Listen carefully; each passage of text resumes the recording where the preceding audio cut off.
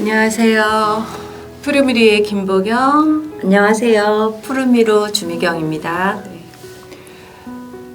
평범한 하루, 무탈한 하루를 보내고 있음에 다시 한번 이렇게 감사를 드리게 되는 그런 날들입니다. 여러분들 안녕하셨지요? 이 인사가 참 그 어느 때보다도 가슴 깊이 와닿는 그런 때이기도 합니다. 한 해의 끝자락이라서 할 말도 많은 것 같은데 오히려 더 조심스러워지고 입을 닫게 되는 그러한 때와 상황이 아닌가 그런 생각이 듭니다. 자꾸 우리가 뒤를 뒤돌아보는 건 그만큼 생각이 많아지고 그 깊이는 알 수 없지만 뭔가 이렇게 뒤에서 자꾸 우리를 이렇게 미는 듯한 그런 느낌도 있고요. 12월 3일부터 오늘에 이르기까지 참 뭐라 그럴까, 우리 이 시대에서 겪지 말아야 될 일들을 겪고 보니 다시 한번 더 조심스러워지는 그런 한 해가 아닌가라는 생각이 듭니다. 우리가 살아가는 일이, 살아내는 일이 정말 만만치 않다는 것을 다시 한번 절실히 느껴본 그런 시간들이었습니다. 그런 의미에서 오늘 제가 여러분들과 함께 나누고 싶은 책은요, 20년 전 2004년도에 문학동네에서 펴낸 사진작가 강운구 선생님의 시간의 빛이라는 그런 산문집입니다. 시간의 빛, 우리는 이 12월을 어떤 빛으로 마무리해야 될지 그거를 이렇게 좀 한번 생각해보고 뒤돌아보는 그런 시간이었으면 좋겠습니다. 문장이 아주 짧지만 긴 여운을 주는 그런 내용입니다. 여러분 함께 귀 기울여 주시면 감사하겠습니다. 엄숙한 시간은 짧다. 강운구. 한 해는 하루와 같다. 첫 달에 막 빠지는 그날의 저물녘이다. 한 해의 끝날 저녁도 그날 하루의 저녁일 뿐이지만 상황은 다르다. 하루를 보낼 때는 그렇지 않지만 한 해를 마무리할 때는 늘 어수선한 속에서 긴장하며 아쉬워한다. 사람들은 모든 것을 매듭지어야 한다는 강박관념에 사로잡힌다. 사람들이 삶을 꾸려가는 버릇은 그 마지막 날에 많은 의미를 부여하기 때문이다.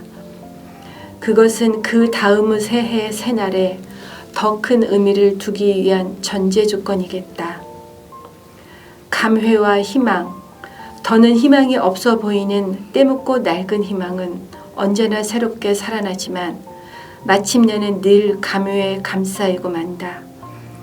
지난 하루 또는 한 해에 겪었던 모든 일들, 잊을 것도 기억해야 할 것도 다 저장해 둘 수밖에 없다.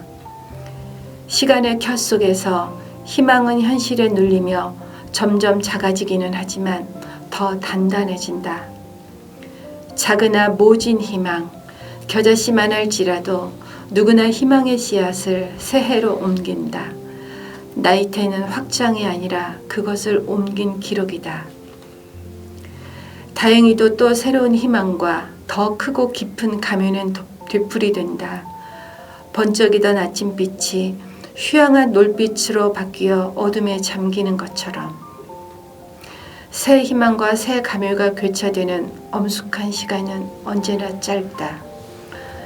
해가 수평선에 잠기고 나서 잠시 머뭇거리듯 컴컴해지다가 못내 그냥 꺼져버리기에는 섭섭하다는 듯이 그날의 부록처럼 마지막 악장의 코다처럼 하늘을 장엄하게 밝히는 놀이 피어오르는 날이 있다. 섣달 금음날 그러기를 바란다.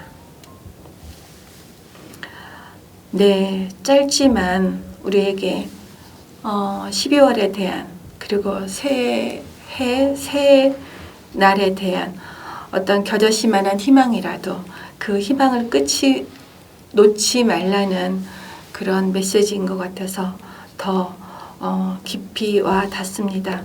비록 우리가 지금은 희망이라는 단어를 붙잡기도 애매하고 조금은 난해한 그런 시간 위에 놓여 있지만 분명히 2025년 새해에는 우리에게 뜻밖의 어떤 좋은 소식들을, 기쁨들을 주지 않을까 하는 생각들을 하면서 짧은 산문 함께 나누어 보았습니다. 다음은 우리 주미경 작가의 빨간 우체통 시간입니다. 함께 따라가 보시지요. 날씨가 점점 추워지니 두꺼운 외투로 몸을 가리고 단추로 꼭 여미는 그런 보온성을 유지하려는 그런 추운 날씨입니다. 오늘 오는 길에도 너무 추워서 마스크를 했어요. 마스크가 코로나 시대에서 마스크를 했지만 그것이 큰 보온성을 뛰어나게 준다는 것을 오늘 더 새삼 깨닫는 날입니다. 오늘 제가 들려드릴 것은 자세히 보면 숨어있는 저마다의 가치를 볼 수 있는데요. 오늘은 단추와 단추 구멍의 이야기입니다. 한상남 작가님의 따뜻한 동화 함께 들어보시겠어요? 단추와 단추 구멍입니다. 한상남 작가님의 글, 그리고 김병남, 신유미 그림, 그리고 작가 정신에서 출판하였습니다.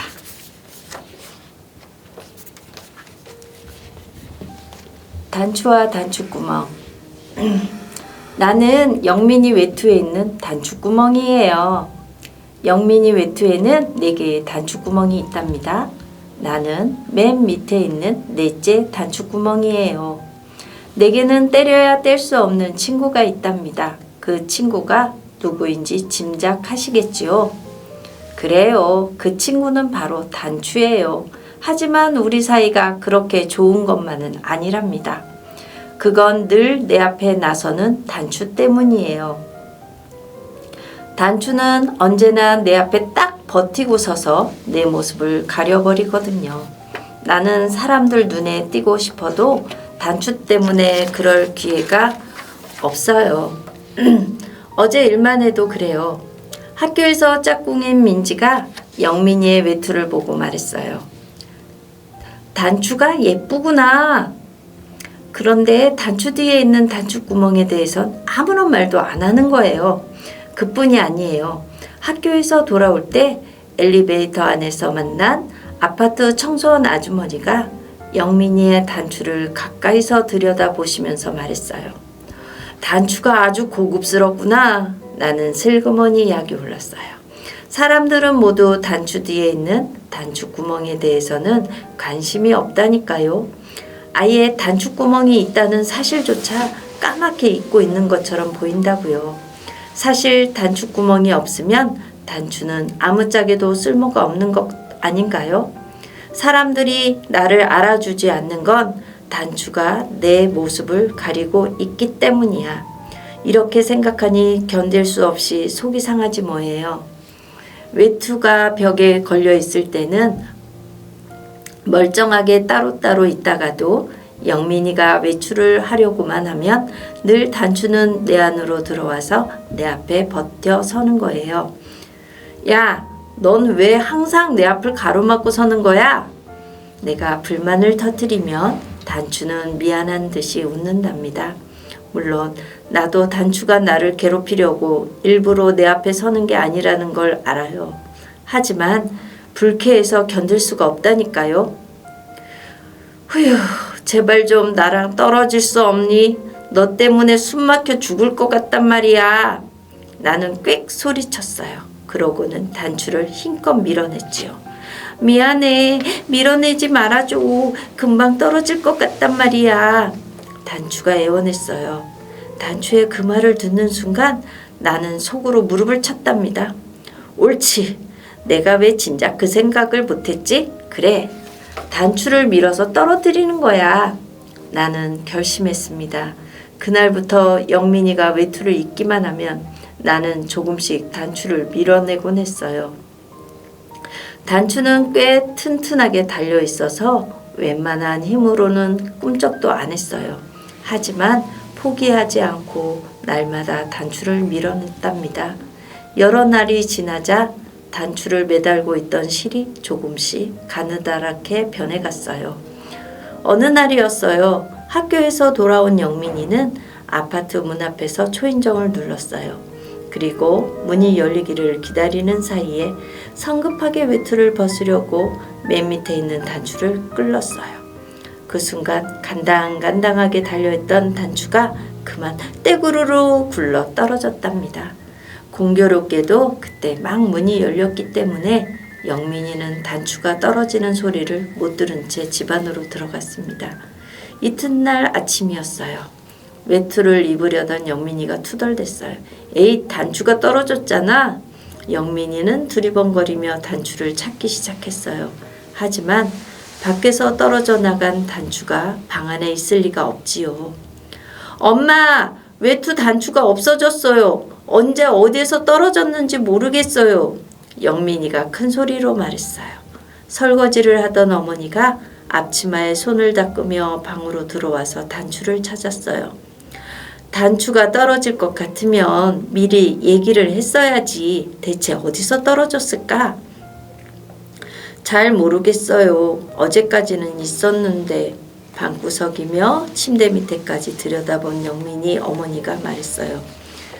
아무래도 밖에서 잃어버린 모양이구나. 오늘은 그냥 학교에 갔다 오렴.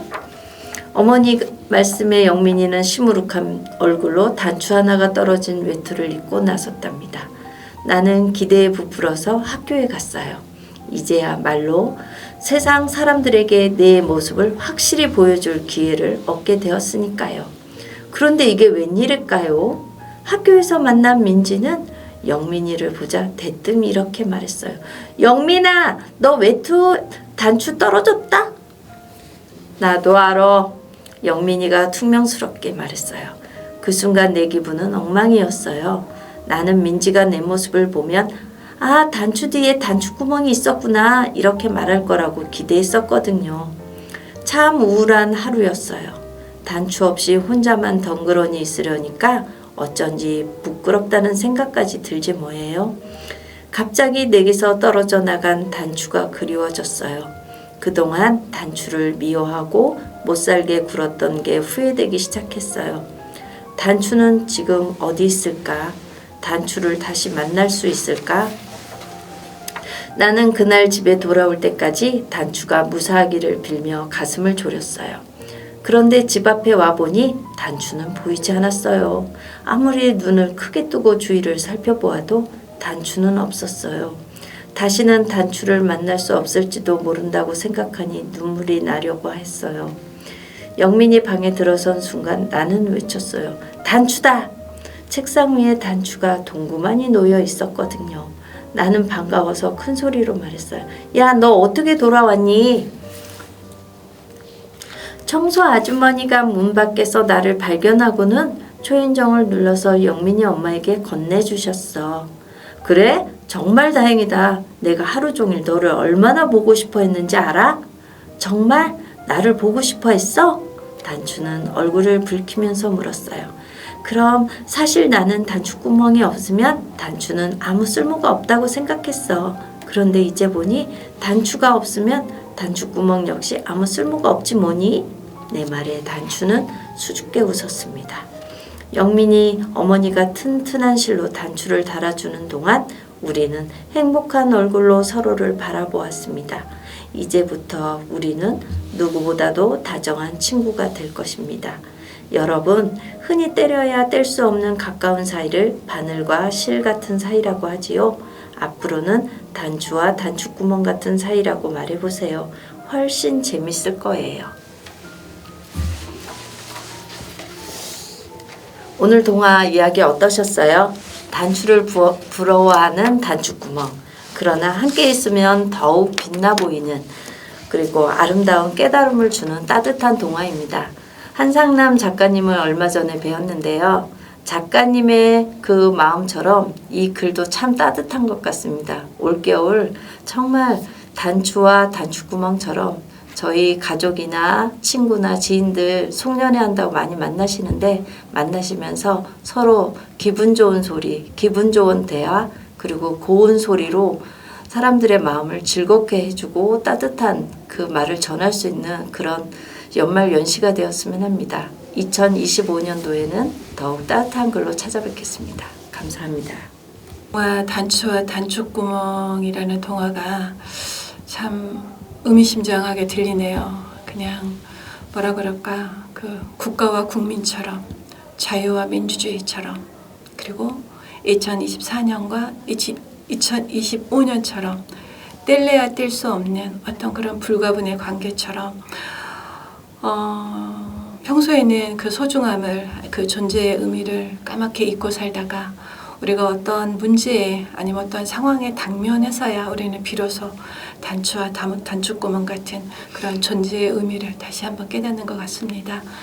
이제 올 12월 한 10여일 남았습니다. 10여일 동안 그동안 못했던 많은 아쉬움들, 그런 계획했지만 아직까지 미진했던 그런 부분들을 조금이라도 채워가는 그런 시간이 되었으면 좋겠고요. 아무쪼록 요즘 날씨가 많이 차갑고 감기도 굉장히 길고 오래 갑니다. 건강 조심하시고요. 좋은 일들로 잘 마무리되어서 내년에는 좀 더 힘찬 그런 기운으로 시작할 수 있는 한 해가 되었으면 좋겠습니다. 올 한 해 동안 함께해 주신 모든 분들 감사드리고 내년에 더 좋은 모습으로 여러분들 찾아뵙도록 하겠습니다. 감사합니다. 김보경이었습니다. 감사합니다. 주미경이었습니다. 하얀 눈이 내려올 때면 온 세상이 물들을 때면 눈꽃이 피었나 또 빛이 나 눈이 부신 나처럼